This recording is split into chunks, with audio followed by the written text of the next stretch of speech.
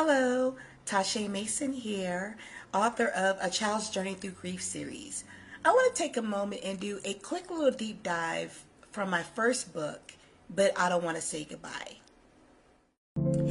In the book, But I Don't Want to Say Goodbye, we follow a little girl who's 9 years old, trying to process her grief over the death of her father. And at the same time, the mom is preparing for the funeral.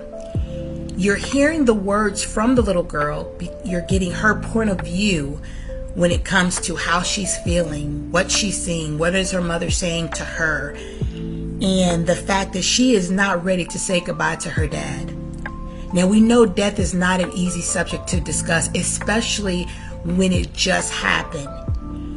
And I wrote this book in order to help foster those conversations and to identify with the little girl. If you notice in the book, I never mention the little girl's name because I want the focus to be more on the little girl and what she's saying and what she's feeling than to focus on her name. I realized over the years how important it is for children to have tools to help navigate their grief, which is why I wrote the book, But I Don't Want to Say Goodbye. To help children and their families being able to process their grief, as well as have an understanding of what they're feeling during times of grief. And I want to give a shout out to the awesome illustrator of But I Don't Want to Say Goodbye, Tanya Colton Colley. She did a phenomenal job. This was her first time illustrating the book, and it was my first time writing the book. So it was so great that we came together. She is a great friend of the family. I see her as a sister. She went to high school with my sister.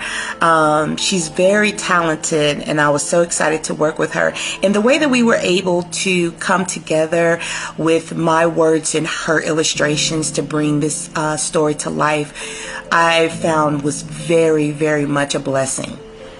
This book is for every child or child at heart who's ever experienced loss, and for every parent or caregiver looking for a way to start the conversation.